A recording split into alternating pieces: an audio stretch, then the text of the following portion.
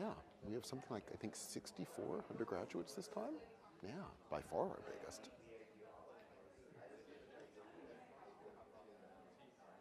Okay, good. Okay, let's go ahead and get started.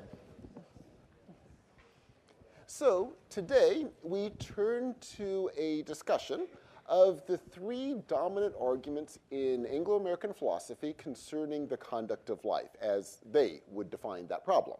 We will discuss what these three are, the very intense debates that have raged now for 250 years in the Anglo-American tradition between these three seemingly radically different views. Our reading for today consists of what is often perceived to be an extraordinarily brilliant, heroic attempt by Derek Parfit to bring these three radically different positions together. And we've given you, it's a massive 2-volume work. We've given you just the brief summary, but from that summary you get a sense of both Parfit's arguments and hopefully at least a sense of these three positions. What I will do in our opening statement is first briefly outline these three radically different approaches, since many of you may not be familiar with them. Also then briefly discuss Parfit's, again, often called heroic, brilliant attempt to bring together these three radically different approaches. And then we will talk through the implications of the fact that he is able to do so, and able to do so in about 10 pages. I mean, it takes 2,000 pages, but the summary summarizes it pretty effectively. And we will discuss the implications of the fact that he can do so, and reflect on the Anglo-American tradition, reflect on the way it's defining a conduct of life issue, and then turn, and by this point you won't be remotely surprised given my tone of voice, to a strong critique of that entire approach, and open up the possibilities of different questions. But first, some basic introductory material on the assumption that probably many of you have not read a lot of this before. So very briefly, let me outline the three positions, the seemingly radically different, unalterably opposed positions that Parfit is bringing together so brilliantly. So the first position is usually called a deontological position, which means the following of a normative law. By far, the most influential version of this, and certainly the one that Parfit is working from almost exclusively from this tradition, is that of Immanuel Kant. Kant's basic argument is that you should think of morality as the universal laws given by an autonomous, free-willing individual. And explicitly, what he will say is he will give this in the form of what he calls a categorical imperative. I will begin with the most famous example. I will later turn to Parfit's discussion of it and explain the fact, which is very important for Parfit for reasons we'll get to, that Kant actually gives many versions of his categorical imperative, and Parfit will arrange them in an order that's important for Parfit's argument. But let me just begin in this opening introduction with the single most, actually one of the earliest and certainly the most famous of Kant's versions of the categorical imperative. So the categorical imperative in its most common form that Kant gives is, I should never act in a way that I could not make that action into a universal maxim. So why should I not lie to Professor Unger? Because I could not willfully ask that my lying become a universal maxim that all free, willing individuals would undertake. So, insofar as that would not be a universal law that any rational agent could declare, I therefore should never, under any circumstances, lie to Roberto. Now, I might add, Kant does admit white lies are perfectly acceptable in certain circumstances. We'll come back to that momentarily. But the key is, I therefore must act in terms of universal precepts, universal maxims. I should never be concerned with consequences. It is rather simply the declaration of following a universal law. Now, for Kant, this means I am an autonomous agent when I do so, because it is me, rationally, with my free will, determining what should be a universal law, and then willfully choosing to follow that law because it is universal. Insofar as I do that, I am autonomous. So if I simply follow a custom, I'm not being autonomous. I'm doing what I'm being told to do. I am choosing to follow this law because it is a universalizable law. Now, let me bring up one sort of humorous example as to introduce the critiques that come of this position. So early on, a critique occurs as soon as Kant gives this out. And one of his contemporaries says, okay, Emmanuel, suppose like an innocent person knocks on your door and says, there's a murderer chasing after me. Can I hide in your house? And Emmanuel would certainly say yes. And so the innocent person runs into the house, and then the murderer knocks on the door and says, now, Emmanuel, is the innocent person hiding in your house? Now, Kant's answer to this, so the critique was, well, obviously you should lie. Now, the honest answer is Kant does admit to white lie, so he has a way out of this. However, Kant does write a response, which is to say, normatively, not that he would actually do this, but normatively the answer is no, you cannot lie, because that is never going to be universalizable as a law. And if you truly are acting properly without concern for consequences, you would not lie. And then Kant says, well, for example, if you decide to lie and say, oh, no, he's next door, the murderer might actually try to walk around to the next door, and actually the innocent person might have meanwhile snuck out the back window, and then he'd be running around, and the murderer would catch him. And so actually you would be responsible for the fact that the murderer caught the innocent person, and therefore, again, don't think in terms of consequences, because you can't control consequences. Simply act in universalizable ways, and therefore always act under those laws autonomously. Now, I mention that because, as you can imagine, following that critique, immediately across the 19th century, a number of figures emerge that go to the other extreme and say, no, you should actually be concerned with consequences, and in fact, you should ultimately only be concerned with consequences. And therefore comes the second major position in this debate, which is therefore called consequentialism, which holds that it is, again, rational, free-willing individuals, but what rationally free-willing individuals will decide is the proper way to act is based entirely upon a calculus of the consequences of a given action. That's your concern. So in this example, you calculate what the consequences would be. Obviously, the consequence would be, in all likelihood, if you tell a lie, the innocent person won't be murdered, and therefore, you should, of course, lie. And it's a concern with consequences. Then the debate comes down to how do you define consequences? And by far the most influential version of this is one called utilitarianism. So the utilitarian perspective argues, well, what really matters in terms of defining consequences is the numbers of benefits that will accrue to either the largest number of people or the proper people. So, in this example, benefits would accrue to the innocent person for being allowed to live. Of course, you're harming the benefits of the murderer, who doesn't get to kill this innocent person that he wants to kill. However, you would weigh, obviously, the benefits of the innocent person over the benefits of the murderer, and therefore, by utilitarian calculation, the consequences of telling a lie is therefore higher, and therefore, you go ahead and tell the lie. So that is the consequentialist perspective. The third perspective is the contractualist perspective, which would argue, again, rational, free-willing individuals is the key, and how do they choose how to act properly? They should be concerned not with any of the specific issues that are mentioned in the first two, rather, they must rationally decide amongst themselves. The danger from this perspective, with a consequentialist view, is that you have to, by definition, give the normative criteria in advance as to what it is that's determining your decision. In this case, if it's a utilitarian one, you've worked out the utilitarian calculus, and all you're doing, therefore, is rationally deciding at this moment, how does it fit into a utilitarian calculus? Or, again, with the Kantian version, you can't be concerned with consequences at all. In the contractualist perspective, the argument is, no, rational individuals must choose amongst themselves and form a consensus as to what the proper thing will be, which in many cases might result in a deontological position that acting according to universalizable laws. Sometimes it might conceivably result in a utilitarian perspective, but we, rational individuals, would decide amongst ourselves whether it's either of those two or some other criterion should come into play. And as you can imagine, within that tradition, the question is, how do you define what should be the winning argument? What is the ways by which rational people would come to a consensus? But that is the position.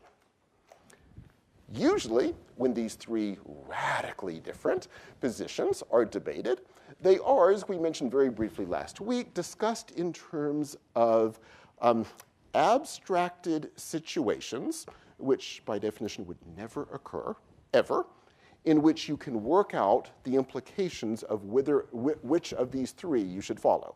So a standard one we mentioned very briefly last week is you're on a life raft with 3 other people, so 4 people in total, in other words, on a life raft in the middle of the Atlantic Ocean, and there's food for 3 people. What do you do? And then the professor will take you through the 3 alternatives, and you debate which is the best one. So, needless to say, the consequentialist would say, well, it's from a utilitarian perspective better that 3 live and 1 die rather than 4 die, and so therefore we throw one of them over, and 3 of us get to live. So from a consequentialist perspective, you throw 1 over. From a deontological perspective, in other words, a Kantian perspective, under no circumstances can you kill someone, obviously. It's not a universalizable law, and therefore you must not, and you cannot be concerned with consequences. So the 4 of you live off 3 meals for as long as you can. And again, since you're not concerned with consequences, hopefully a rescue ship will find you in time, but nonetheless, morally, you must all eat the 3 pieces of food as long as you can and just hope. But you cannot be concerned with consequences. And of course, the contractualist perspective would say, well, no, the 4 of you rationally decide together. You 4 rationally decide, do you throw someone over? Do you not throw someone over? Do you divvy up the food in different ways? If you are going to throw someone over, what are the criteria by which we make that determination, et cetera, et cetera. So it's a rational determination among the 3, well, the 4, as to what you would therefore do. So 3 radically different approaches, and in ethics courses, you will then debate, and you'll oftentimes be divided into 3, and so you consequentialists, the deontologists, and the contractualists, and you all debate amongst yourselves, and we'll see which approach is the right one. Then, very recently, Derek Parfit, universally recognized, I think, is really one of the most brilliant figures in the Anglo-American tradition in the 20th century, just passed away a couple of years ago. His concluding book of his career is a 2-volume work on what matters, from which we're reading just a tiny excerpt. And in this massive 2-volume work, he argues, actually, these 3 positions that we have been debating in the Anglo-American tradition now for 250 years, actually, they're the same thing. His metaphor, as you've seen, is it's simply 3 people or 3 groups of people, to stick with the metaphor, climbing up the same mountain from different sides, but they get to the same place. And the way he makes this argument, and out of a humanitarian gesture, we haven't assigned 2,000 pages of it, but you got a pretty good glimpse in the little 10-page excerpt we gave you of what he does. It's basically 2,000 pages of that.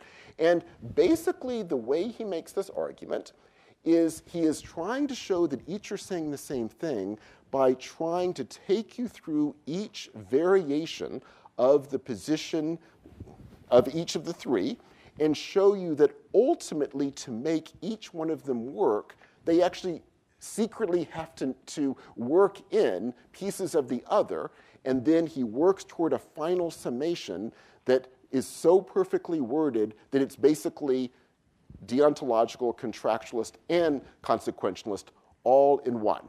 And as you've seen, he begins with Kant, and he begins with the categorical imperative that I mentioned earlier, and then he notes quite correctly that Kant himself realizes that doesn't really work. You can't actually follow that, the categorical imperative, because of course, you would of course lie to the murder at the door. And so Kant starts giving different variations, and he gives numerous over the course of his career, shifting more toward a negative one. You should not act in a way that could not be made into. And so he does all these different variations. And they're given not, by the way, chronologically. Parfit will work these in to sort of give you the sense that basically Kant is working through a position that ultimately leads to, if it's properly reframed in a way Kant never did, to basically a contractualist position, where basically the categorical imperative becomes what rational agents together would agree would be the rational decision, which, as he correctly points out, once it's reframed that way, is contractualism. Then he turns to contractualism. He does the exact same thing, and lo and behold, ultimately, it turns out that any body of rational agents trying to come up with a criterion, they're going to end up often using a consequentialist set of arguments. So lo and behold, kabam, we need consequentialism. And then he takes that one through. And lo and behold, it's not just that they're getting at the same thing, but each kind of secretly needs the other. And then he pulls them all together into a final statement that is equally all three. And his crowning argument of his career is, see, isn't this amazing? Because if people from totally different philosophical positions arguing radically different things have, in fact, come up with what really is the same thing, then it must be right. So clearly, once I have shown that all three radically different positions are saying the same thing, that proves it's right, because how could such totally unrelated traditions have come up with the same thing? And so I think Parfit, I'll take out, I think, many contemporaries have said this, he really finished this book and really thought he had answered the questions of morality for the world. Like, he really thought this final summation, and you get it at the very bottom of your excerpt, where he lays it out, he's saying, this is it. Like, this is it. And I've shown it because the three traditions have been shown to be the same, and therefore, this is it. We don't need to debate morality anymore. We can all, from now on, be moral because we've got it down. So Derek really left the world thinking he had solved the problems. Three radically different positions. If they amount to the same thing, it must be right. That's one way of reading it. There is, of course, a slightly different way of reading what is really going on, and via Parfit's brilliant ability to link them together, rethinking the whole 250 years of Anglo-American philosophy on this issue. And that counter-reading would be to say, if it all turns out to be the same thing, isn't that a horrible indictment of the entire way the framework has been defined, such that if you make huge numbers of assumptions, sure, you can come up with seemingly radically different positions that all end up to the same thing, but that's because you all accept an insanely large number of assumptions, almost all of which and I suspect you all very quickly going through this course would say are not only in question, but ought to be the precise concern of any actual attempt to think through the conduct of life. Let me just begin with some of the most obvious ones that we'll be discussing at length over the course of this semester. So all of them, to make this work, begin with individual rational agents deciding through their free will what is rational. We will see over the course of this entire semester intense debates over what to think about the self, the implications of conceptualizations of the self, the implications of definitions of what the will is, the implications of defining a philosophy on will or rejections of the will, intense debates about what rationality is, whether that is the proper way to frame an issue, or more importantly, the implications of so framing it versus not so framing it. All of those should be key issues that you would see as the beginning point of any kind of a construct that would attempt to debate these issues. In these philosophies, it's immediately taken off the table because you begin there. Note also, and this follows directly, in order to make this work, note all of the examples, and the life raft example is just one of many. There's a trolley car example. There are many of these, but they all boil down to the same thing. It involves creating this abstract scenario that, again, would never, ever happen, in which, by definition, because it's so abstracted, and Life Raft is such a perfect image, you're out in the middle of the ocean, right? So totally outside of everything. So no socio-political, economic discussion can come in, no separate definitions of the self, no understandings of interrelationships or lack thereof, in other words, topics that we might want to be thinking about. None of that is by definition part of the discussion. You begin with 4 individuals, by definition, rational, self-willing individuals, which is required for the arguments to work, debating amongst themselves what to do. This would never happen. The world is messy. We are in very complex situations, dealing with incredibly complex worlds, and the key issue is, to what degree do we even accept the notions of an individual or a self, et cetera, that we're being raised within, and what are the implications of that? That's by definition taken off the table. And moreover, and again, it follows directly, note, you can, and we have for 250 years, so it's not even a hypothetical statement, debate these 3 until the end of time. Okay, so if next time you're in a life raft with 3 other people, with food for only 3 of you, you're still not going to know what to do after you've done this. It will also have 0 effect on anything else. You can debate this until the end of time. It will have no necessary impact on anything you do when you walk out of the classroom. This will not force you to rethink anything in your life. Anything. Now, you may, hopefully, rethink lots of things, but the point is there's nothing in this vision of morality that would in any way require you to, because by definition, none of this would ever occur. And I might mention, as I touched on just in passing, Kant openly admits that of course you'd lie to the murderer. Like, he's not idiotic. So the whole point of that exercise is to say, well, we try to live by normative laws, but of course, we tell white lies, and in this case, it's more than a little white lie, but you try as best you can. Well, then why are we going through the exercise? Like, if you're openly admitting we don't really do this, well, then what's the point of the exercise? Again, it does not require you to change absolutely anything. And adding all of that up, let me just add a further danger, which is, not randomly, all of this that we're talking about, the Anglo-American tradition of philosophy, it's not that they're assuming random ideas about the self, the individual, free will, rationality, etc. What they're assuming, needless to say, are the basic assumptions that underlie our political and economic system. You want to begin your thoughts about the conduct of life taking for granted the basic assumptions of the world that we are already living in? Isn't the point to begin by asking, are these wise assumptions? Now, we may in the end decide they are. That's perfectly fine. By the end of this course, you may decide, okay, yep, I'm fully there, rational, free-willing individuals, absolutely, all the discussions and critiques I've read, I want to come back to it. But at the minimum, if that were to occur, you would realize the implications of taking such views. They would no longer be assumptions, they would be views. You would have a sense of the implications, many of them extremely dangerous. You would hopefully have a sense of how to work against those dangers.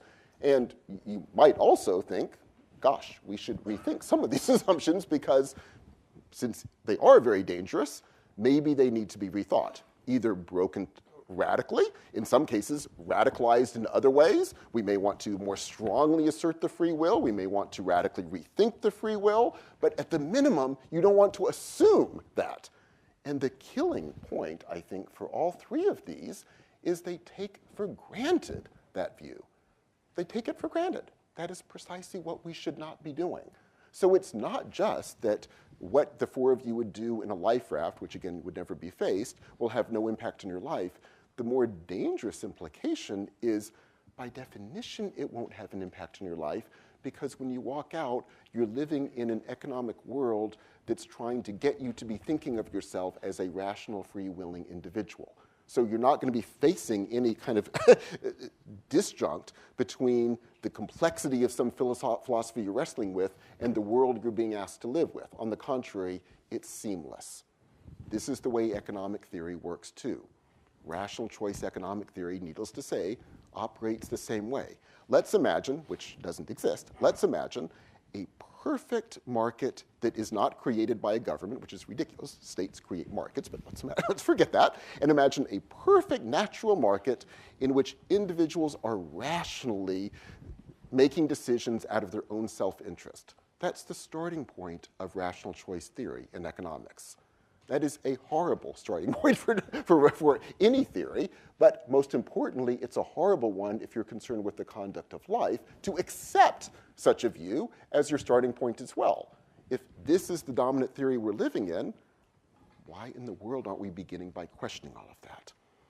So to return to Derek Parfit, among the many reasons we've asked you to read this is because, yes, an heroic, brilliant, stunning attempt, in his own view, to cap 250 years of intense debate and pull them all together, but perhaps chillingly allowing us, on the contrary, to say, yeah, maybe that entire tradition can be drawn together so brilliantly in 10 little pages because it's not really questioning anything.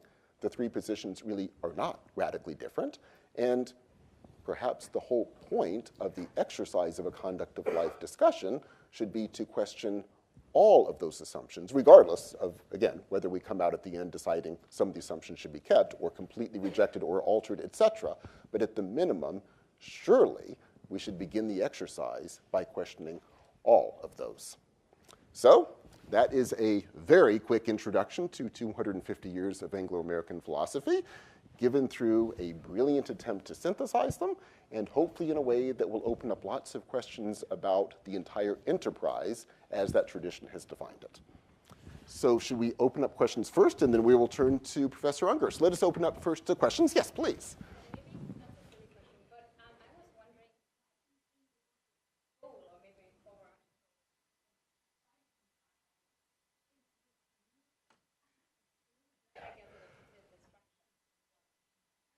Yes.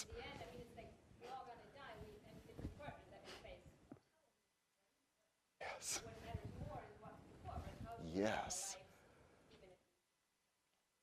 Yes. Yes.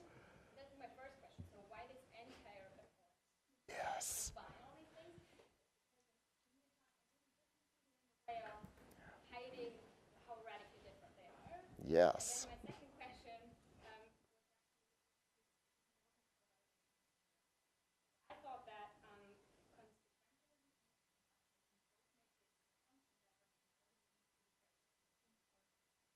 Yes. Yes. And they just have different criteria. Yep. yeah, it's like Yep. thing, but does an impartial point of view even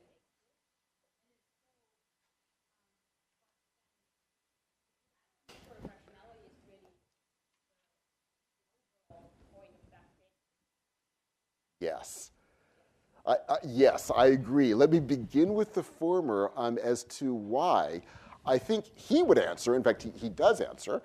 The reason he wants to do this is because he thinks that if we can come up with a, what is it, like a three-sentence imperative as to how to always behave, we will therefore from then on be able to be moral because we would have finally figured it out. And the reason for him this needs to be done in terms of linking these three is that in his view, this proves his final formulation must be right if brilliant people in radically different traditions, as you can see, I hardly think these are radically different traditions, but nonetheless, his claim is radically different traditions de facto come up with the same thing, even though, as you said, he has to twist and twist and twist to get them to seemingly be saying the same thing. But I think for him, this would mean it must be the final view.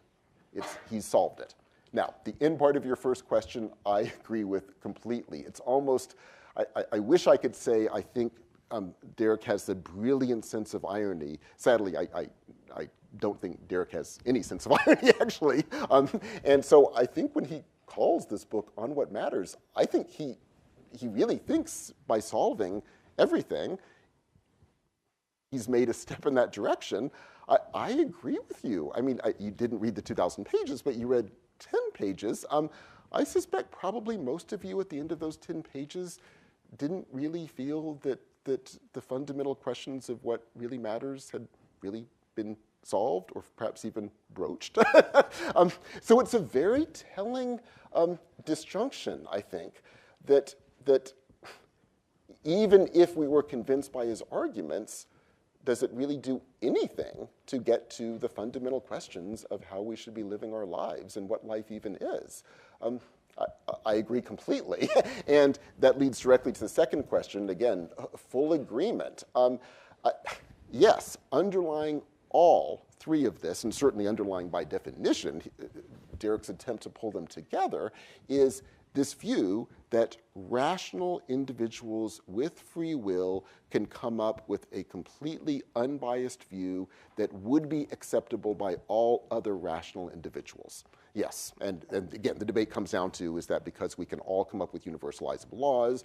Is it because we can all agree on basic consequentialist criteria? Or is it because we can all come to a consensus because we'll all convince each other by definition as to what is the most rational view, all of which implies that we're capable of completely unbiased views, that when we hear the most rational argument, we will be swayed by it.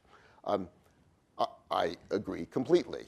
In fact, isn't the opening assumptions of this individuals with free will, rationally deciding, another key word, all possible issues?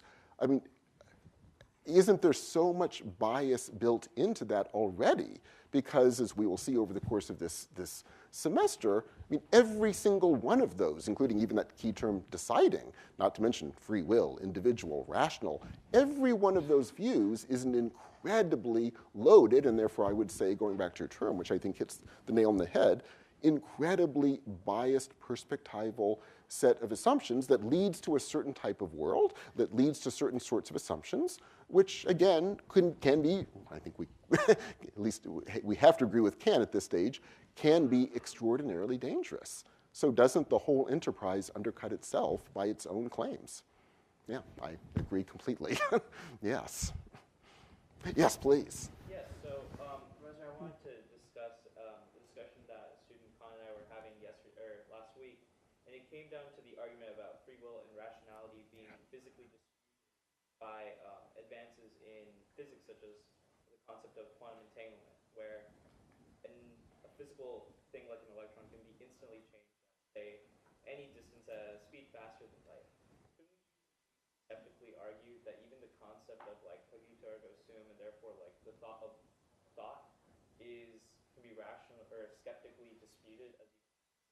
If that happens, wouldn't that like what does that do to the concept of free will, and especially like Kant's definition of dignity, as Skinner implies in Beyond Freedom?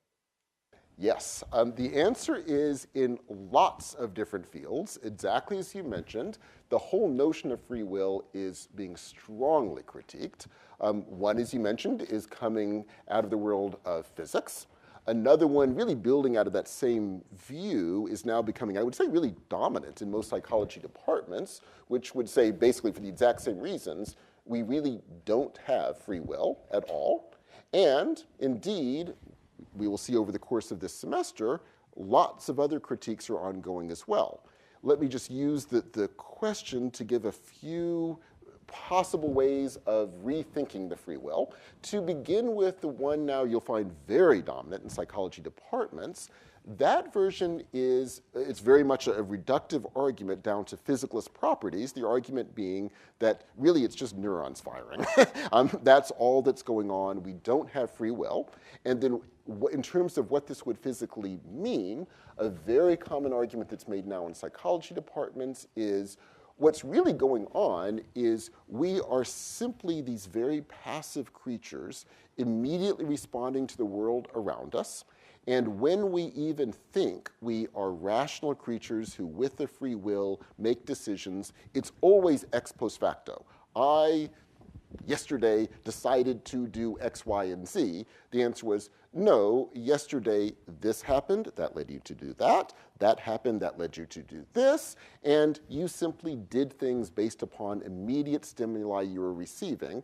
And that defined the trajectory of your day, which over the course of an accumulation will define the trajectory of your life.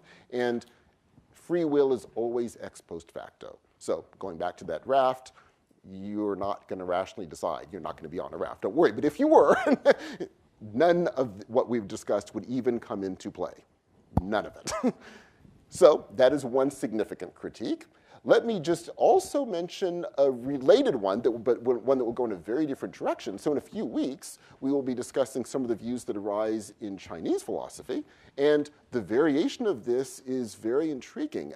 The opening point is kind of similar. So the opening point there is a physicalist view very much based upon energies, except in this view, energies include both what we would call energy and matter.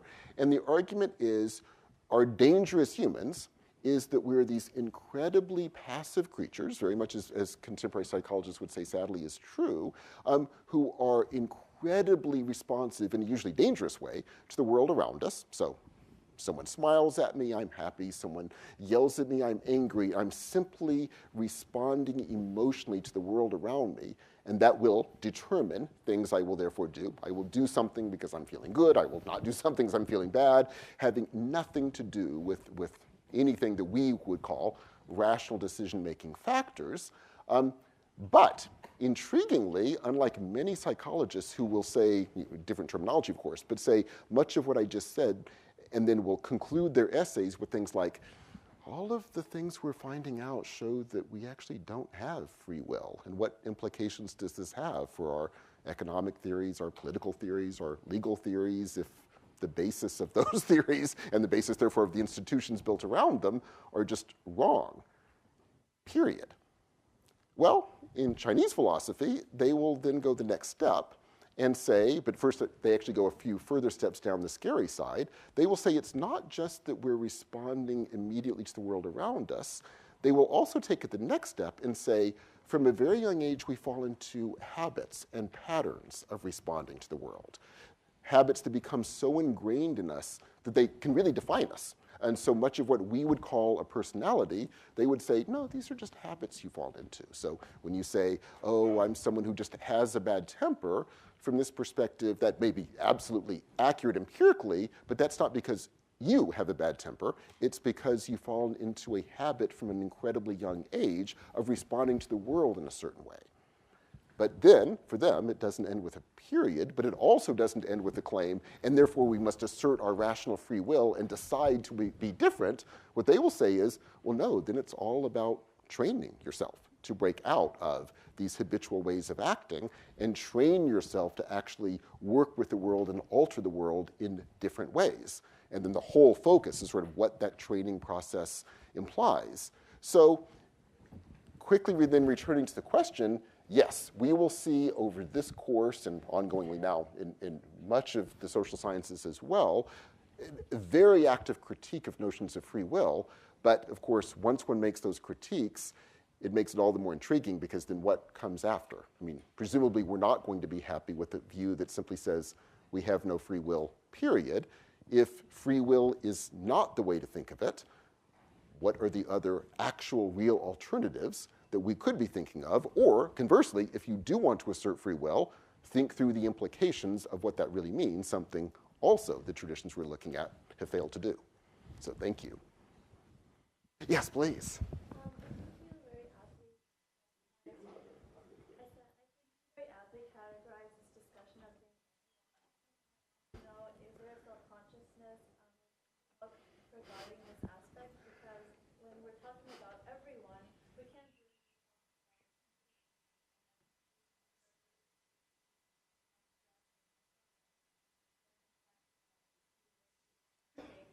lifetimes to investigate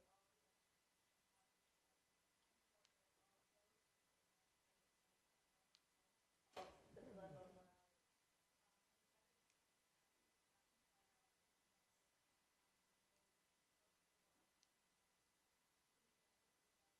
Yes. The idea that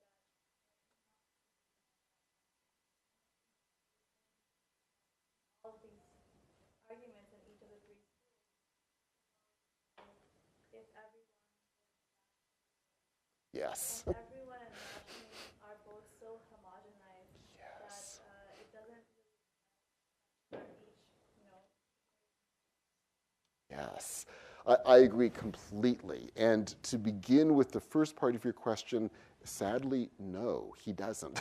So for Parfit, he really does think, and I would generalize this, I think this is true for pretty much all the thinkers that he's working from, they think they're dealing with universal topics. They think they are dealing with universal topics that, of course, the only way to think is with rational individuals with their free will deciding rationally as to how to act. And they claim this to be universal. I mean, literally, that's Kant's entire project, and that's equally true of the other two traditions as well. And Parfit continues this. He really thinks he has come up with the final solution because he has dealt with the three radically different views. I agree with you completely. He's dealt with three views that are not terribly different, actually, because they all share the same assumptions, because they're all part of the Anglo-American world in which, during this period, the assumptions they're beginning with have been the dominant assumptions in our economic, political, and social theory. And I also very much agree with you that if one expands one's viewpoint, you get radically different views of what rationality is, its implications, how to think of the individual, how to think of the will. Do we want to even maintain these categories or rethink them fundamentally? Needless to say, this is going to be one of the goals of this course, to work across the globe to bring in other possibilities. Sadly, no, this is not something that Parfit does at all. I'm even remotely interested in. And I agree completely. I think this should be one of the opening goals of a project like this, is precisely to open up all of these questions. And I'll conclude the answer by bringing up just one little example, but it's a telling example of sort of the chilling implications of doing exactly what, as you said, these philosophers are doing, which is taking as its beginning point rational, free-willing individuals. By implication, therefore, anyone who can't be deemed rational and free-willing don't get a voice, or even more strongly. So here's the example. Kant wrote a pamphlet, this is true. He wrote a pamphlet arguing why illegitimate children should be killed at birth. Now you might think, how could someone who defends a categorical imperative hold such a position? Well, here's why, and it's telling. His argument was, well, illegitimate children couldn't be assured of being able to gain a proper education that would allow them to be ultimately rational, free-willing individuals autonomously deciding laws for themselves. And insofar as they can't, they should not be allowed to be part of any of this. And needless to say, we can generalize this if you look at the history of the past 2 centuries. If this is your starting point, anyone you deem as not being rational, free-willing individuals under this definition, by definition, you exclude. So in much of this tradition, I actually don't think this would apply to Derek Parfit, but certainly in much of this tradition, women were excluded. Certainly people from different cultures were excluded. Anyone not deemed a proper gentleman, properly cultivated and educated, was not deemed part of this conversation. So I agree with you. The implications of this are politically very, very chilling. Yes, yes, please, oh yes. Just a clarification here. It would be unfair, let me put it in. Yes, yes.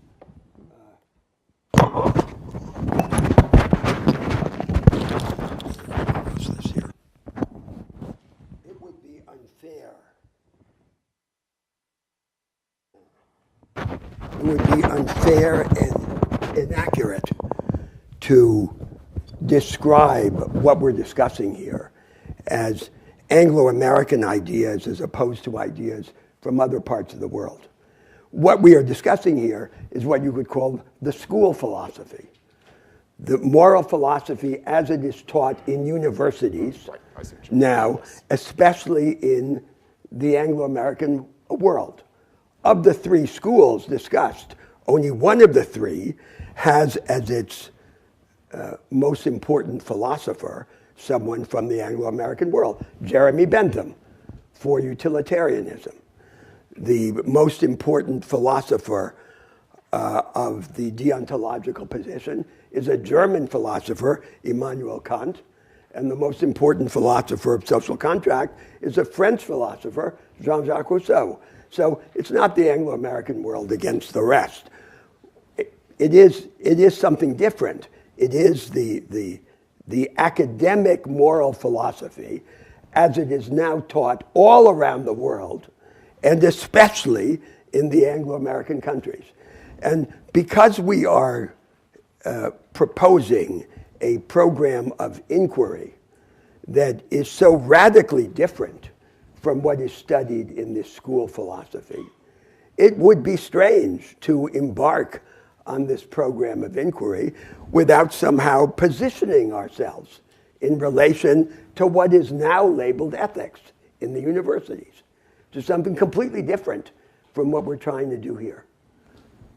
Yeah, no, I think it's a wonderful point. Just a quick footnote, though, it's also important to mention, and this is why I keep wanting to call it the Anglo-American tradition, that yes, Kant absolutely is German. However, this particular part, and Kant becomes unbelievably influential in the German tradition too, but this particular part actually doesn't. And equally true in France. And indeed, by the time you move into more recent times, these two traditions have now become, we even use different terms. So the French-German tradition is called the continental tradition because much of that tradition, we'll read significant pieces of it this semester, are actually devoted to questioning a lot of these assumptions. But whereas by it's the the same, Anglo-American tradition that makes it into this. So, yes, but by the same token, most of the actual moral thinking that has taken place in the English-speaking countries has nothing to do with this stuff. Absolutely. So the most important moral philosopher in the United States was Emerson, who one of the philosophers of our first project, the project of self-invention and nonconformity. So the school philosophy does not originate in English-speaking countries, and the actual moral thinking that takes place in English-speaking countries is not the school philosophy. Yes, no, I think that's true. The only point I would make, though, is if you're looking at ethical philosophy along these lines, it is the Anglo-American tradition. And you're right, we will, in this course, be reading lots of figures, especially from America, including Emerson, but they're not taught in courses like this. Well, you mean the Anglo-American tradition in schools. Definitely, yes. Absolutely, precisely. And again, we will be looking at several French and German philosophers who will devote their careers. Nietzsche, Schopenhauer, we won't reading here, but Heidegger, Foucault, Derrida, whose life work is devoted to critiquing this. So I fully agree, but yes, we are talking about the academic schools coming out of the Anglo-American tradition. Whoever identifies philosophy with what goes on in schools is lost at the outset. Indeed.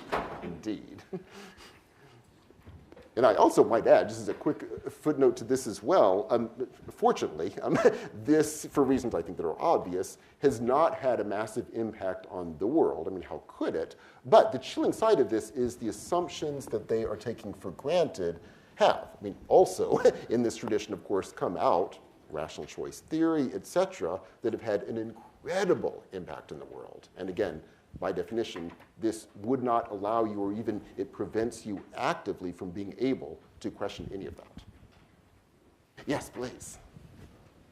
Oh yeah, I think actually, there are actually two in a row, so in any order. So 1, 2, or yes. yes. So Gray Sweater first and then red in the back. What the discussion you were just having, I'm curious to know if we take that these three assumptions, so individuals, rational and free will, have been hugely influential, not just in Western moral philosophy, but in Western culture and society and history. Where do you trace that to? Do you have a theory for why that's developed in Western civilization more so than others, for example, and at what point that might have originated? To what extent do you think the academy has created this versus just taking something that was already in the culture and formalized it and fed it back to that culture? Yeah, it's a great question. And to lay out the beginning of an answer, let me mention historically, and we'll see hints of this in a lot of our reading. This is really not a Western way of thinking. I mean, certainly once this develops, people will look back and try to build it out of pieces of Greek thought, for example. But I mean, it takes a lot of work to do that. The truth is, this really does start developing as a tradition with certain assumptions beginning in the 17th and 18th centuries. And then again, this particular version really takes off in the very late 18th, 19th, and 20th centuries. So historically speaking, it's not even really Western. It's really a very distinctive, relatively recent development. development.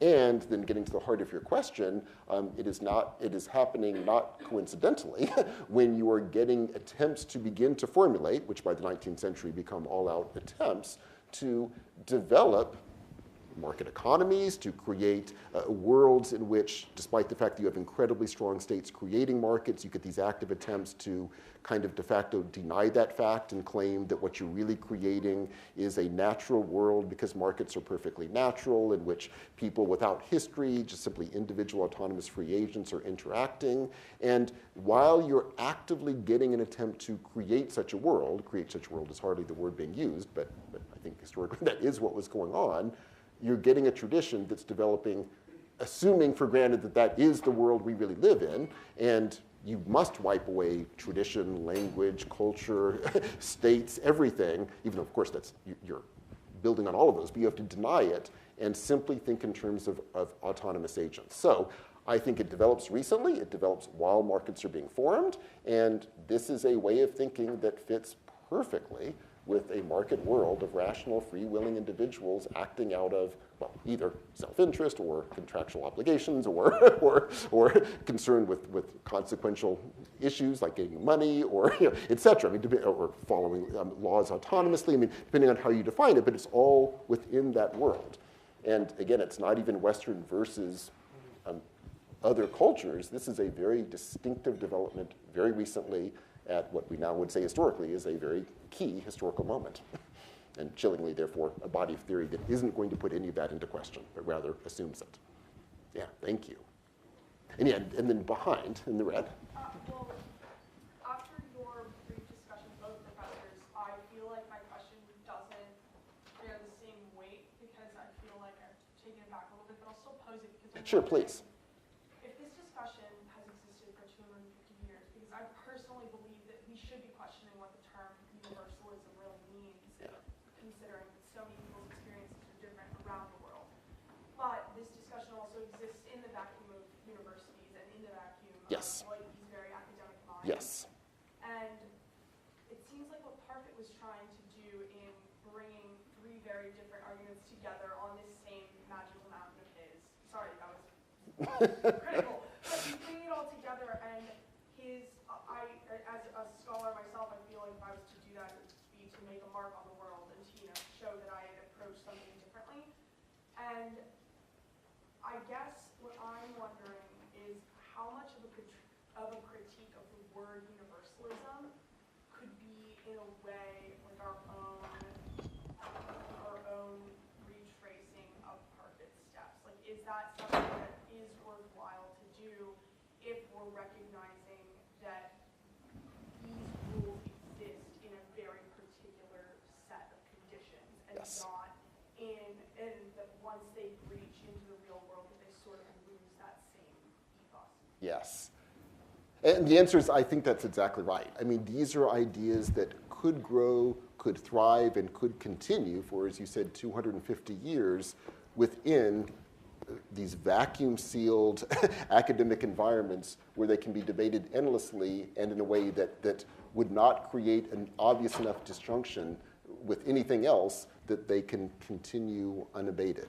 And Derek Parfit himself lived his life in Oxford at All Souls College. He literally lived in just one of those colleges set up for just the highest tier of British academia, where you literally live and eat in the same place. So you live there, the butlers bring you tea, you walk downstairs, you're served, you walk back up, you work, you drink tea. I mean, it was literally within a vacuum. I mean, you literally don't experience the rest of the world. And that's, that's an extreme example, but I mean, I think a telling one. These ideas work in an academic world that is very successfully sealed off from everything else. And even, we don't all live in All Souls College, but even to the degree to which we would live and think these ideas, we don't live and think them. We live and think them in the classroom, and then we walk out and we kind of forget them. Because again, they don't insist, but that's too mild. They do not enforce any questioning of our life, which you would think would be the goal of questioning conduct of life issues. Yes. So tons of hands, but let me ask you a question. Professor Unger, should we turn to you first and have you make a statement and then reopen it? It's 2 o'clock now, so we're halfway through. Well, Why don't we take one more, Yeah, one more engagement? one more question. So yes, please. I'm curious about, I don't know if you talked about in this book, but I'm curious about what Parfit thinks about religion in terms of their ideas of morality. I know that's kind of broad, but I'm just kind of curious because a lot of this is based on rationality. I agree, and the answer is he says almost nothing about it. And I use that strong tone of voice because part of what's intriguing, in a kind of unnerving sense, if you read the full 2,000 pages, is it really is the 10 pages you've read played out over 2,000 pages. Like you might think, well, in 2,000 pages he would get into all of this. He actually doesn't. It's the entire 2,000 pages is taking formulations by key figures in these three traditions, working on a word here, twisting it into a word there, shifting the word there, and then working you through piece by piece with the literal words taken at face value with no context or any other concern. And that's the whole approach for 2,000 pages. And therefore, it doesn't raise the larger questions we were mentioning. It doesn't raise any issues about religious assumptions that might be underlying this, possible questions about the implications of those, relations of those to larger issues in the economy and societies of the world.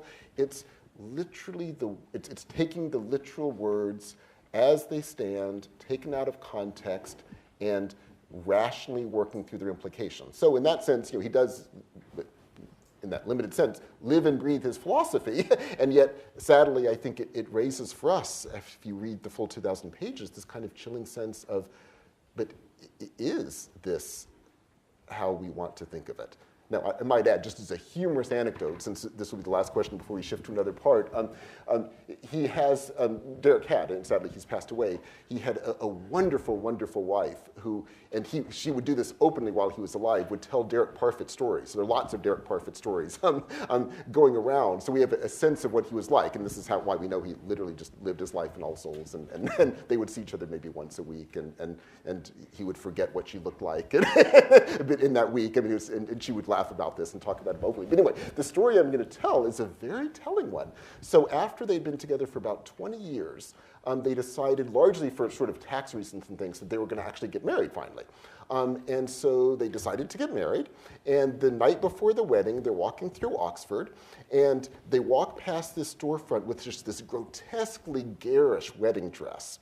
And by now, the wife, or then fiancée, she loved Emily to sort of like tickle Derek because he would take everything so literal-minded. And so she said, I'm sure probably having a sense of what was going to come, she goes, so Derek, see that dress? That's the dress I'm going to wear tomorrow. And obviously jokingly. And Parfit looks at her and says, I don't understand. Do you mean you will wear that very dress, or you will wear a dress that looks precisely like it? I said, no, Derek, I was joking.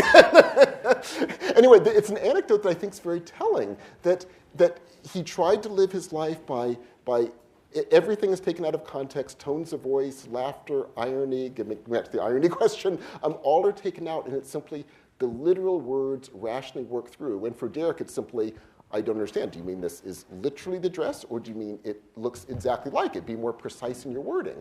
And the 2,000 pages is literally that. And I think it's telling. If that's the world one wants to create, it means by definition, you're not questioning at any level anything else, from the deep economic, political questions to even basic issues of human interaction in terms of irony, humor, exactly. And so I think it's one of those anecdotes that's both very humorous, but I think it gets told and retold because it's so telling of something about the whole approach.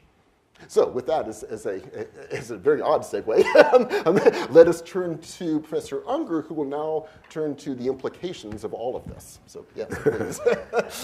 It's a very odd segue. I have an ambitious plan, and I don't know whether I'll be able to execute it, even telegraphically, but I'll try.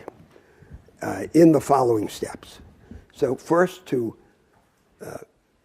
situate ourselves in the intellectual space in which we're moving.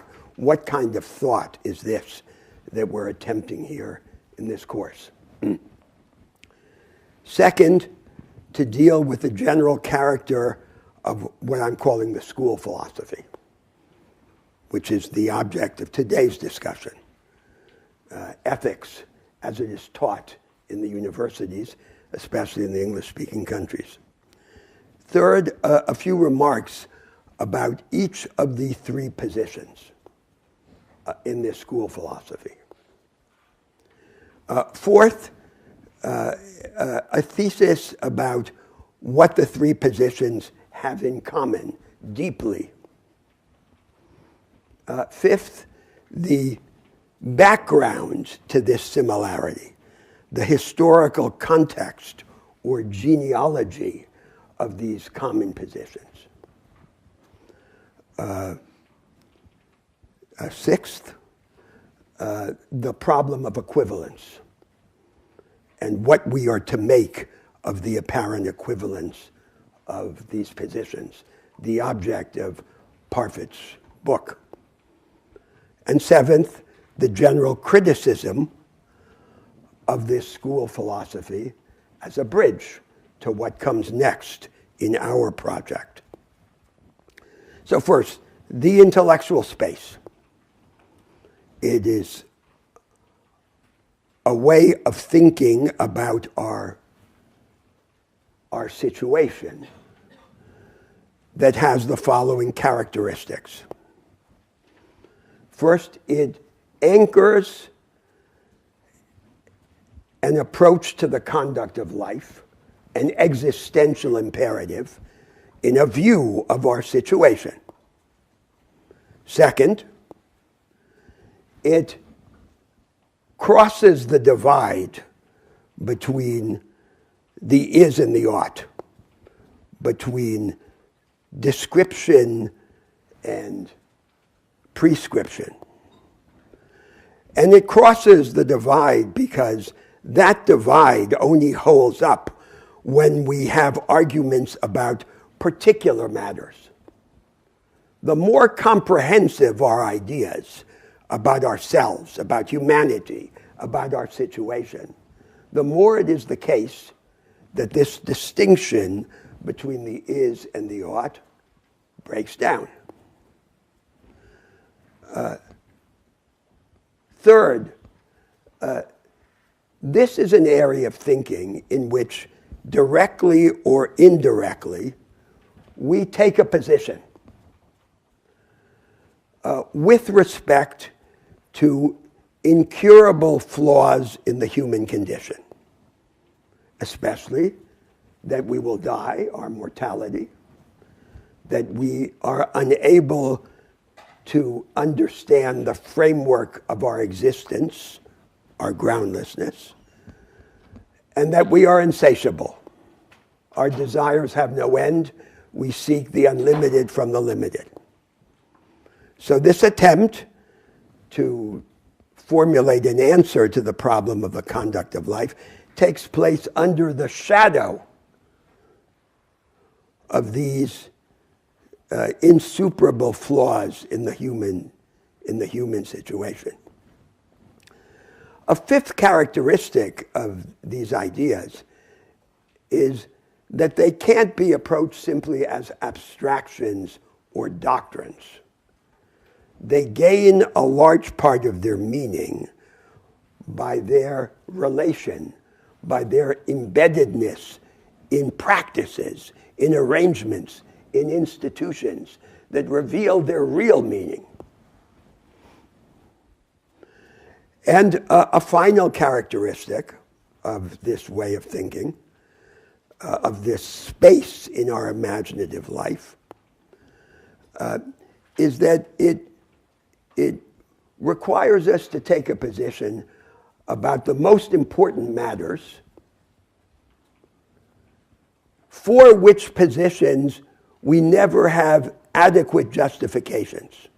That is, we can have justifications, we make arguments, but the arguments always seem insufficient given the weight of the matter at hand. There's a disproportion between the significance of the decision, of the topic, and the power of our understanding, which we seem incapable of overcoming. So it's not that we're unable to argue. It's that the arguments don't go far enough. That's, as it were, what I called last week the cognitive gap. And the significance of the cognitive gap is we have to take a position for which the reasons never seem to go far enough. And as a result of this cognitive gap, we also have to make ourselves vulnerable to others in the course of taking these initiatives. Now, the second step of my argument. Now let's try and understand this space that I've just described in relation to the way ethics is understood and taught now in the academy, especially the English-speaking academy, but also in much of the rest of the world. And that's what I'm now calling the school philosophy. The school philosophy has two parts. One part is meta-ethics, the definition of certain general positions and methods specifying rules and criteria that define our obligations to one another. Those are these three schools that Parfit studies. And the second part of the school philosophy is moral casuistry, the dilemmas, the conundrums that Michael Puett exemplified. That's the content of the school philosophy, the combination of meta-ethics with moral casuistry. Now then, the third part of the argument, the three positions. I'm going to make very summary remarks about each of the positions with the intention of highlighting the structural similarities and the similarities of the problems. And my motive is not the motive of reaffirmation of the positions, Parfit's motives, but the opposite. My motive is subversive. And I'm going to go in a different order. So first is utilitarianism or consequentialism. And the most important philosopher in this meta-ethical position was Bentham. Now I want to begin with an anecdote. Bentham wrote in a book as a dedication, a book that he gave to a lady in London society, the following. He said, "The best way to be happy is to make other people happy. The best way to make other people happy is to pretend to love them. And the best way to pretend to love them is to love them in fact." So that in 2 moves, he went from Benthamism to Christianity. Now, this anecdote illustrates 2 important points that we should remember as we begin this examination of the school philosophy. The school philosophy is very different from the actual philosophers. The actual philosophers were much more interesting, much more profound than these codified, stereotyped versions of their positions, that is, in the school philosophy. They were ambivalent with respect to their own positions. Friedrich Schlegel said, 2 things are fatal to the mind. One is to have a system, and the other is not to have one. And the answer, the response given by the philosopher to this situation is always both to have a system and not to have one, as in this example from Bentham. And the second point that this anecdote illustrates is how all of this school philosophy, like almost all the great achievements of Western culture, have developed in the afterglow, in the aftermath, under the light of Christianity. So the most characteristic achievements of this culture, like the plays of Shakespeare or the philosophy of Hegel, are not strictly Christian, although those 2 regarded themselves as Christian, but they're certainly not Orthodox Christianity, but can't be understood other than in relation to Christianity. And that's true, as we'll see, of the school philosophy. So first, utilitarianism. Understood as Bentham understood it, the principle is the greatest happiness for the greatest number. To be usable, there have to be two transformations. The first transformation regards the point of departure. So, the greatest happiness understood by whom? By the individual agents themselves or by someone else? So if it's by someone else, then Benthamism would end up like Plato. There'd be a philosopher king, there'd be a doctrine of perfection, and you tell the other people what makes them happy. It can't be that. It has to be happiness as they themselves, the agents, could understand it, through their desires, through their impulses. But these desires are obscure, so they have to be converted into a currency, into a quantum that renders them comparable and subject to some kind of metric. They have to be capable of aggregation. And there has to be a mechanism, like the market, that will aggregate these desires. That's the first transformation. The second transformation is that the outcome, the point of arrival,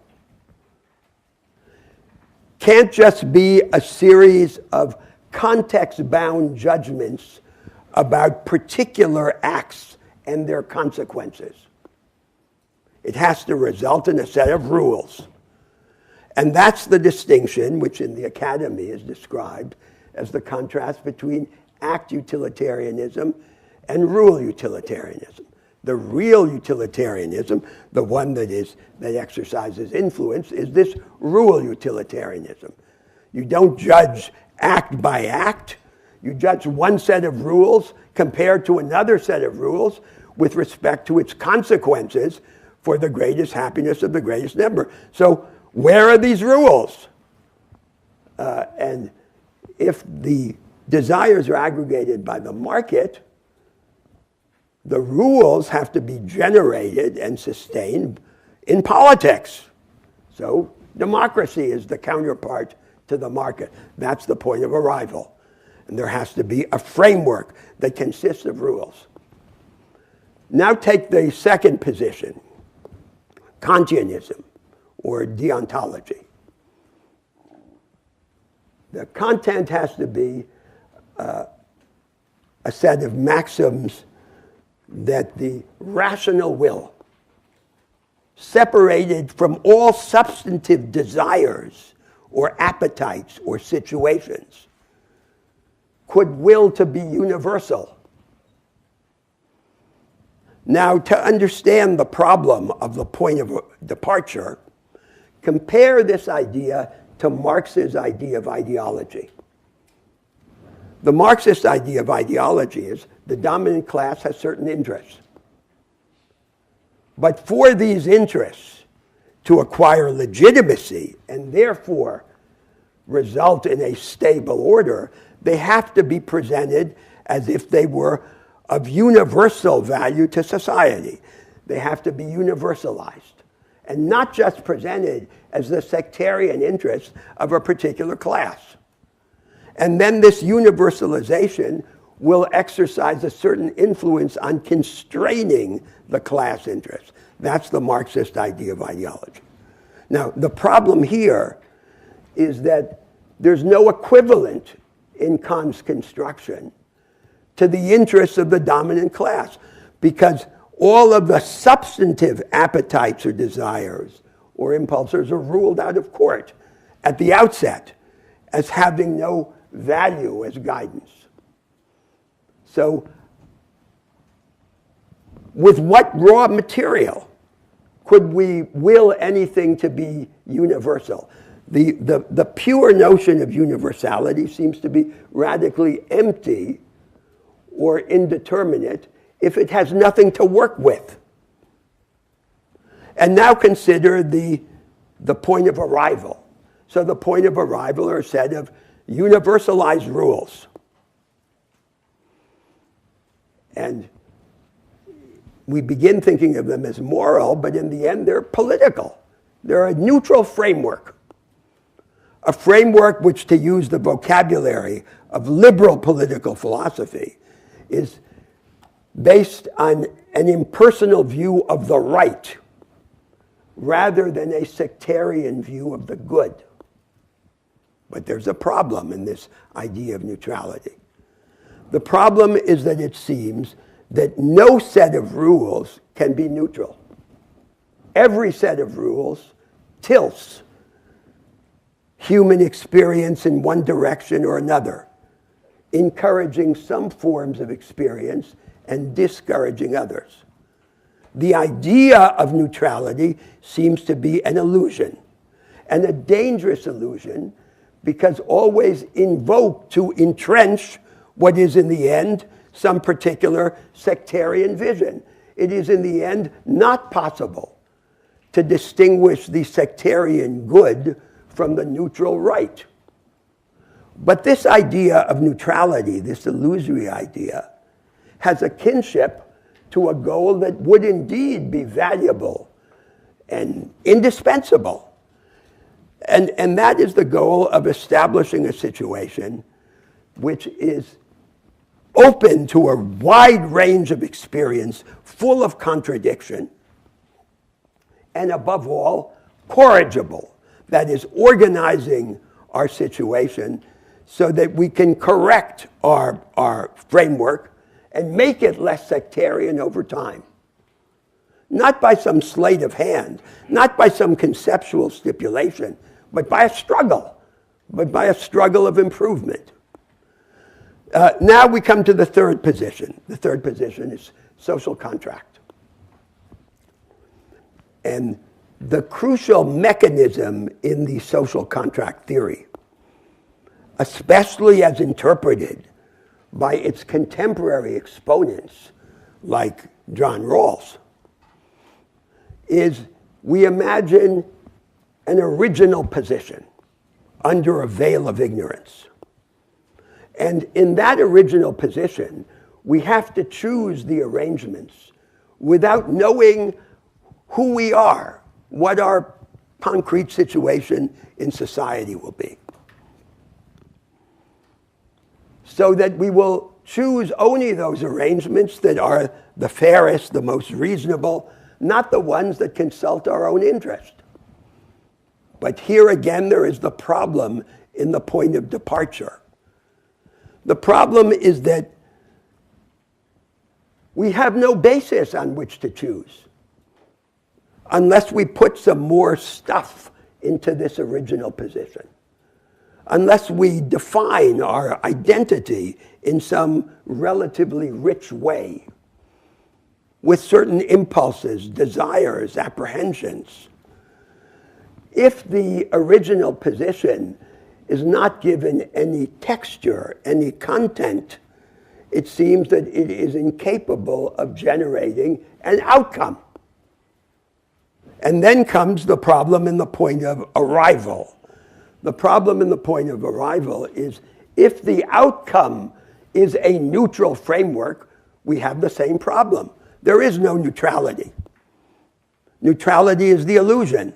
Neutrality is always invoked to entrench against attack something that in the end is not neutral. And it is the cousin of this valuable objective of creating a system which is open, Catholic in the range of experience, and above all, corrigible. Now, then I come to the third point in my argument. What are the common elements in this position? Not as Parfit describes them, with the intention of vindicating them, but as they really are.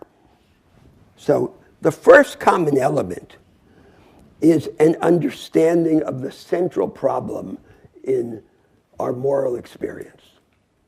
On this view, the view of the school philosophy, the central problem is our self-centeredness, our selfishness. That's the problem. And that's what has to be mastered in some way. Our tendency to subordinate the others to ourselves. The second common element is that the perspective from which we deal with this problem of selfishness is the perspective from the outside, from society, from the philosopher who sees that we're all alike, that no one inherently counts more than anyone else. A universalizing altruism. Not a radical altruism, because a radical altruism would subordinate our interest to the interest of the others. But an idea of impersonality and equality, neutrality, once again. The third common element is the idea that the vindication of this notion of neutrality, of impersonality, of rationalizing universalism, is the creation of a set of rules or constraints on selfishness. The fourth common element is that there must be a method, a philosophical method or contraption, a mechanism to generate these rules. And the fifth common element is that the rules must have some institutional vehicle, like the market economy or political democracy. They must have an institutional vehicle for two different reasons. One reason is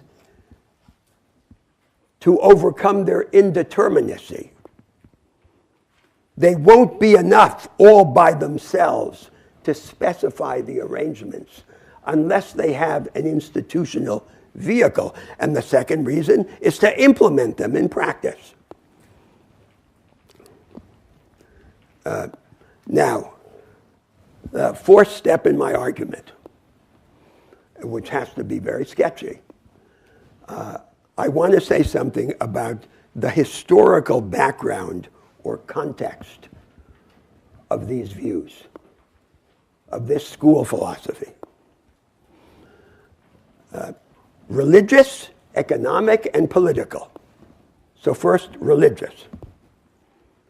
Part of the background to the school philosophy are certain characteristics of the spiritual revolutions from which 2,000 years ago the world religions of today emerged.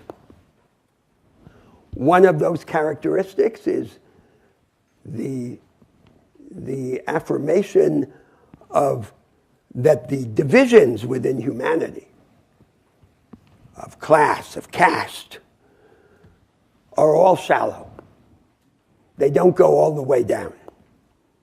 And the second characteristic of these religious revolutions is the substitution of the ethic of martial valor, of vengeance, of proud self-assertion, by an ethic of universal sympathy, of universal benevolence.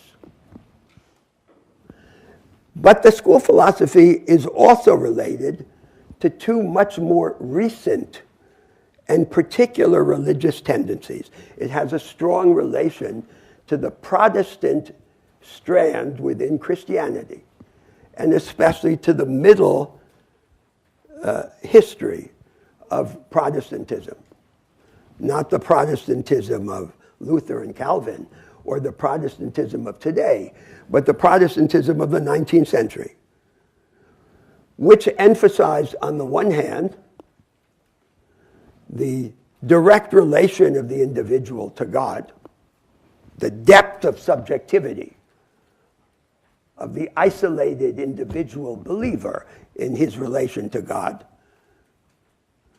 and on the other hand, that religion was beyond the bounds of pure reason, as Kant described it, thereby opening a space for a secular rational counterpart to religious faith, which is the school philosophy. That's all part of the religious background, in which it's as if the school philosophy were in some ways a pale shadow, an afterglow of Christianity, especially Christianity in its 19th century Protestant form. Now, the economic background is a particular history of practices of production and of ways of organizing the market economy. The social theorists like Weber and Simmel said that the modern market economies depended on the breakdown of a radical contrast between all trust given to the in-group and no trust given to the stranger. That was the situation in the so-called traditional societies. They required, these modern forms of economic organization, the universalization of a low level of trust among strangers, as it were the middle distance. And that's what we have in mass production, or in the market economy as organized by the private law of the 19th century, the classic unified property right, with its radical contrast between the zone of property in which you do what you want and outside where you're subject to the claims of others, or the bilateral executory contract where you make arrangements with people at a distance. Schopenhauer, in his masterwork, describes the situation of humanity as the situation of the porcupines, who in the dark at night get closer to one another to warm one another, and then they hurt one another with their spines, and then they go further away and back and forth until they find the tolerable middle distance.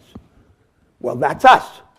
So this is the school philosophy, is the philosophy of the porcupines in this situation of the middle distance against this economic background. And then there's the political background to the school philosophy, which is a proto-democratic liberalism. So against the background of the wars of religion of the early modern period,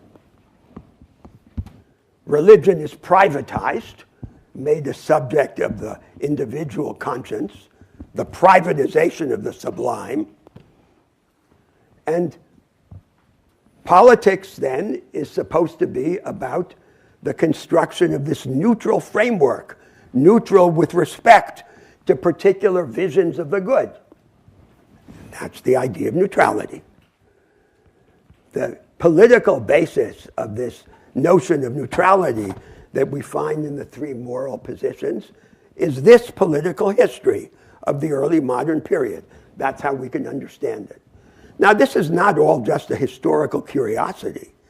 This is to say that these positions acquire their power from their relation to a historical reality. And if the historical reality changes, their power wanes. So if we're in an economy like the knowledge economy that can no longer operate on the basis of this middle distance, that requires a higher level of both cooperation and individual discretion, or if we require a form of politics that can have a rich structural content so that it not depend on crisis to make change possible, then this approach is no longer sufficient to us because the historical situation has changed. Now I come to, what am I, in the fifth step, or am I in the fifth step of my argument? Excuse me? No, I don't think so. In the sixth? Okay. The sixth step. Okay, now the sixth step. Okay, the problem of equivalence.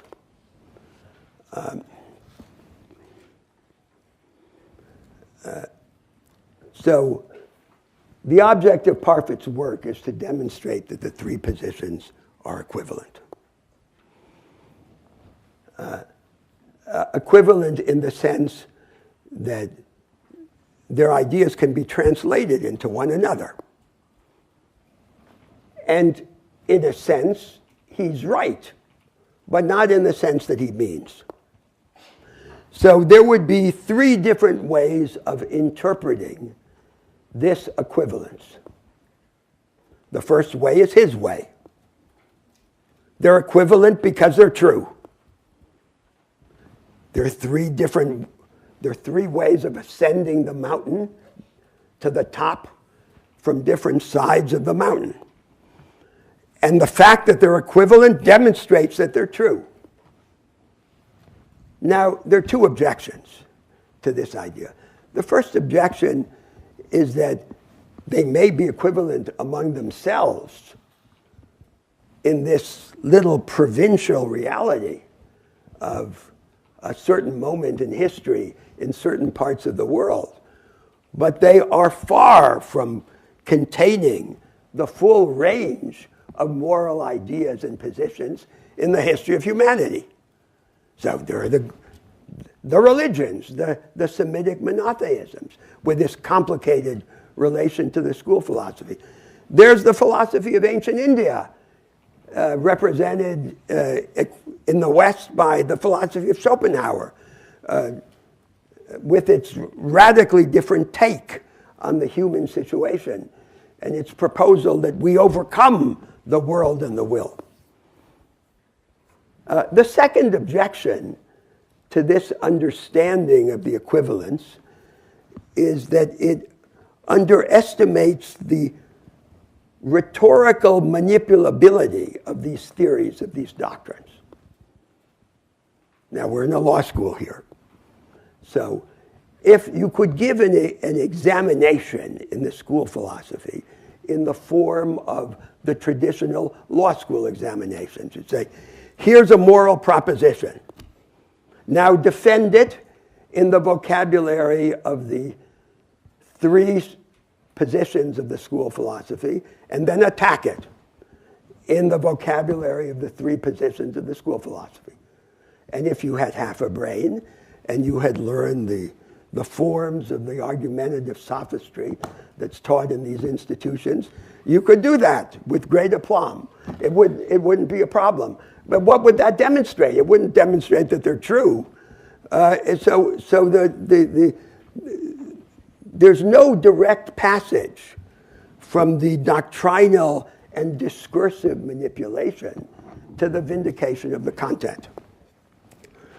The second interpretation of the equivalence is that they're equivalent because they're empty. Now, I think this is an exaggeration. I've come to think. So we have to qualify in what sense they're empty. First of all, they're incomplete. They're radically incomplete. They establish a kind of legalistic framework defining our obligations to one another. What I described in last week's class is the book of accounts. But they are fundamentally unresponsive to the question that brings us together here, the burning question for humanity, the conduct of life. What shall I do with my life? How shall I live? They don't answer that question, except in a very limited way by imposing constraints with regard to our obligations to one another. The second sense in which this thesis of emptiness is true is that they're indeterminate. They're indeterminate, so the methods at the end of the day always have to be married to certain institutions, like the market economy or political democracy. And then there's always going to be a problem. The problem is this: which market? Which democracy? There's no established version of the market or of democracy that is the uncontested, were the instantiation of this neutral framework. There's a contest over which democracy and which market. That's in the background of the problem of neutrality. Then comes the third thesis. The third thesis is the one that I regard as the third interpretation of the equivalence that I regard as most true. They are equivalent because they represent a similar position, the position whose common elements I described before, against a particular historical background. Now the last step in the argument. Then, just to sketch the criticism of this school philosophy by way of building a bridge to what comes next in our inquiry. So, the first criticism is that these views give us a very thin understanding of the moral life. As the definition of a set of obligations to one another. If we were to pay out those obligations, we'd still be left with the question, and now what should we do? And this is not what we're looking for. We're looking for an answer to the question of the conduct of life. Now then,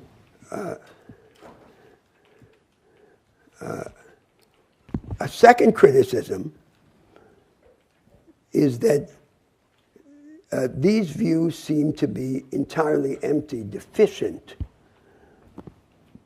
in a view of how we become agents, how we make ourselves free, how we come into the possession of life,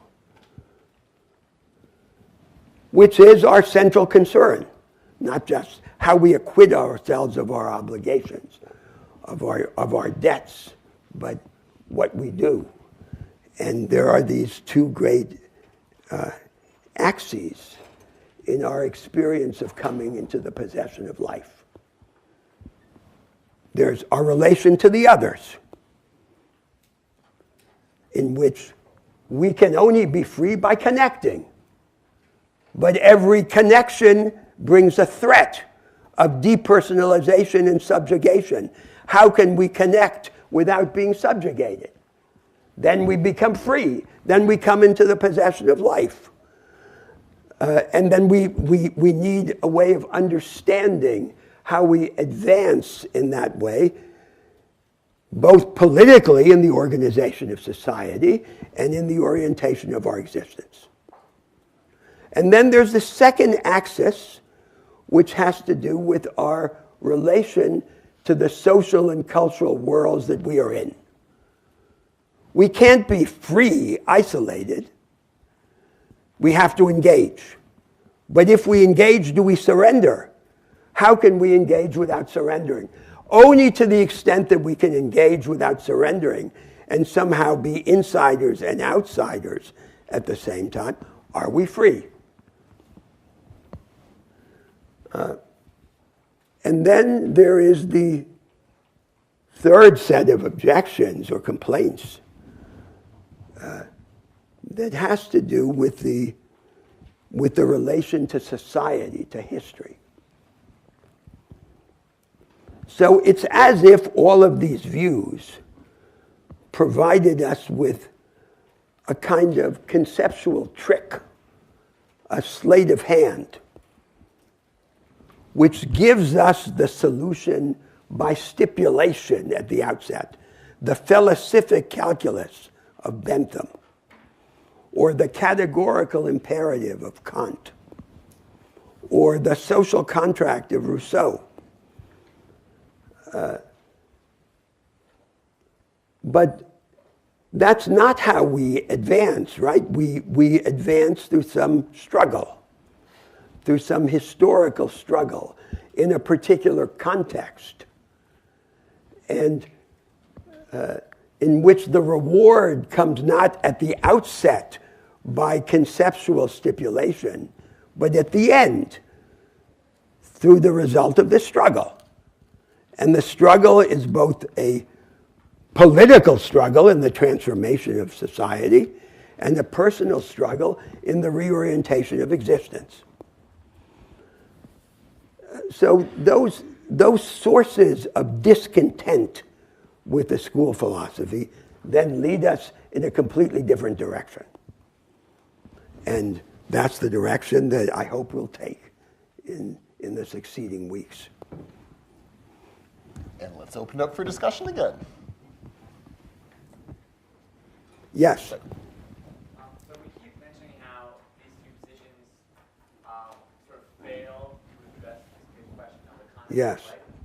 I'm wondering, why are we assuming that they set out to answer the questions that we are setting out to answer? No, they didn't. They didn't. Why are the problems that they don't answer? No, but the question is, so they didn't, and what they present us is this legalistic framework of obligations to one another, as if this were an answer to the problem.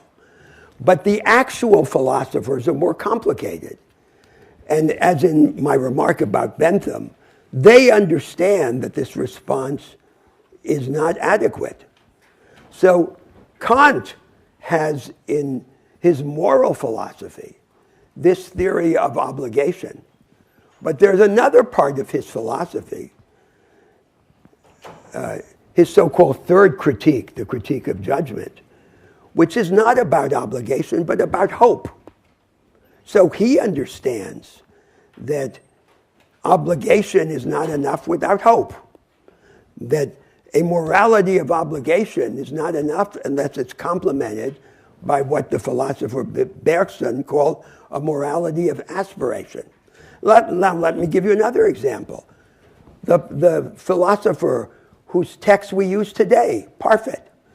So Michael said the book had 2 volumes, but actually has a 3rd volume, which was published in 2017, shortly before his death. And this is from the very end of that book. I want to read to you only one sentence. So it says, I regret that in a book called On What Matters, I have said so little about what matters. So this is another example that it's not as if the centrality of the real problems was not manifest to these philosophers. So it is a different definition of what the problem is. But every great philosopher, even the theoreticians of this ethic of obligations, have understood the insufficiency of an ethic of obligation. Yes? Then, we now often distinguish between normative ethics and prescriptive ethics. So normative, what I should do versus what is good life. So if they're dealing with the question of what is moral, and what rules should I, what makes something permissible or impermissible, but then there's a whole different set of questions, which is what makes a good life for the person living it. And so maybe that question does deal with. That's also dealt with in the school of philosophy. No, I don't think, and this is the object of a long dispute, I don't think that those questions can be separated in that way, in the way in which you're proposing to separate them. That because the other inquiry about the conduct of life absorbs the question of our relations to the others. It has implications. So let me give you an example, going back to something that came up in the first class. The perspective of these positions in the school philosophy is what I was calling a universalizing altruism. But that's not the perspective in other positions, as in the contrast between altruism and love. So, altruism is not love. In Christianity, the organizing principle of our moral experience is not altruism, it's love. What's the difference between altruism and love? First,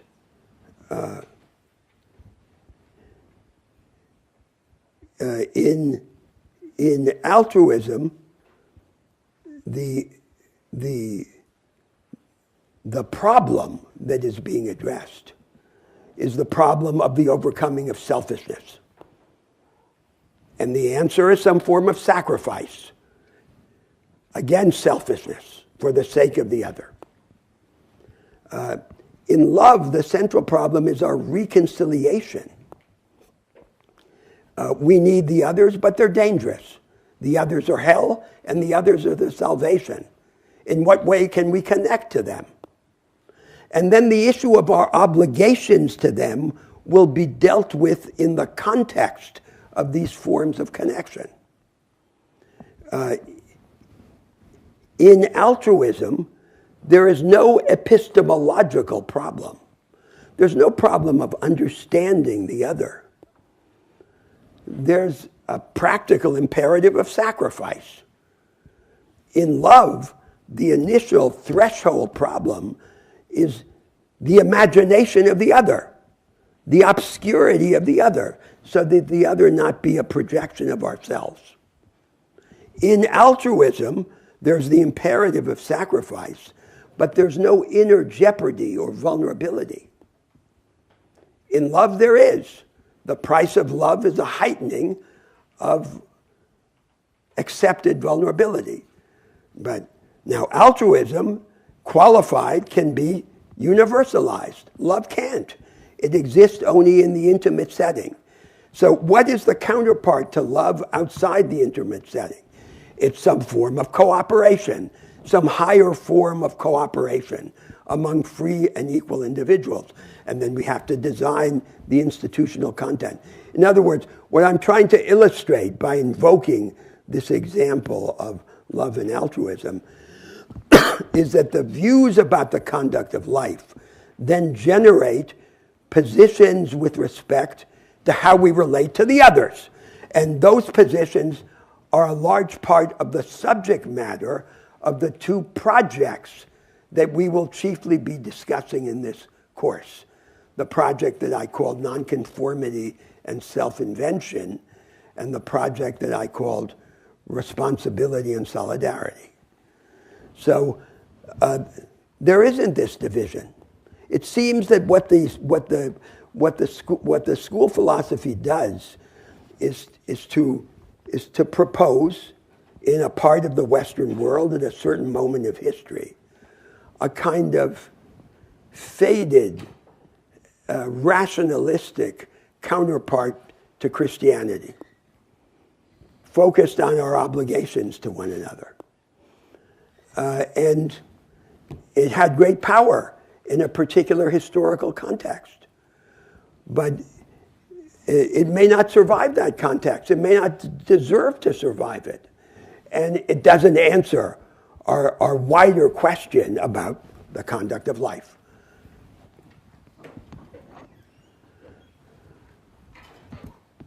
Yes? Yes, so I had a question considering the fourth step in your argument, which details the historical context. Yes. Specifically the religious one.